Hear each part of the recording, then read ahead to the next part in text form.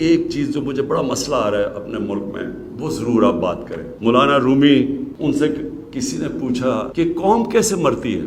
مولانا رومی نے کہا کہ قوم تب مرتی ہے، انہوں نے دو درختوں کا بتایا، ایک بڑا خوشبودار اور ایک بڑا بدصورت درخت۔ جب ایک قوم ان کے اندر فرق کرنا ختم کر دیتی ہے، قوم مر جاتی ہے۔ جب قوم ایک اچھے اور برے کی تمیز ختم کرتی ہے، قوم مر جاتی ہے۔ دیکھیں، پیسہ چوری ہوتا ہے پھر آ جاتا ہے، قوموں کے لیے پیسہ آتا جاتا ہے، لیکن جب ایک قوم کی اخلاقیات تباہ ہوتی ہے تب قوم مرتی ہے۔ اس لیے یہاں جو ظلم ہوا ہے نا ہمارے ملک میں، کہ میں دیکھتا ہوں ایک ہمارے 8-9 ہمارے بڑے بڑے صحافی وہ جا کے عدالت میں چلے گئے کہ جی ایک آدمی جو سپریم کورٹ نے کنوکٹ کیا ہے، جس کو جو ملک سے جھوٹ بول کے باہر بھاگ گیا ہے، جس کے پتہ ہے کہ اربوں روپے باہر پڑے ہیں، یہاں کا چوری کیا ہوا پیسہ، اور وہ کہتے ہیں جی اس کو تقریر کرنے کی اجازت دی جائے۔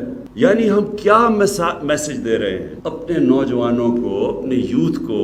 کیا میسج دے رہے ہیں کہ چوری کرنا کوئی بری چیز نہیں ہے، کہ آپ ملک سے جھوٹ بول کے فرار ہو جائے، کوئی فکر نہیں ہے؟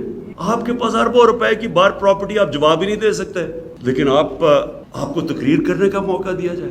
میں کیونکہ مغرب کو پھر میں آپ سب کے سامنے رکھنا چاہوں، کیونکہ میں جانتا ہوں، آپ یقین کریں کہ اگر اس طرح کوئی آدمی وہاں یہ کرتا پبلک کے پیسے سے تقریر کیا، وہ کسی محفل میں نہیں بیٹھ سکتا تھا۔ دیکھیں، یہ جو کرپشن ہے نا، یہ ملک کی سب سے بڑی کینسر ہے، لیکن اس سے کبھی قانون سے نہیں لڑا جاتا۔ ہاں، ہم قانون سے لڑ رہے ہیں، آپ دیکھ رہے ہیں، ہم قانونی کارروائی ہو رہی ہے، لیکن قانون سے پورا معاشرہ لڑتا ہے، کیونکہ معاشرے کا پیسہ چوری ہوا ہوتا ہے، میرا تو نہیں پیسہ چوری ہوا، تو پورا معاشرہ اس کا مقابلہ کرتا ہے، اور تب معاشرہ جیتتا ہے جب ایک تھانے دار یا پٹواری بھی رشوت لیتے ہوئے ڈرے کہ لوگ کیا کہیں گے اگر پتہ چل گیا لوگوں کو۔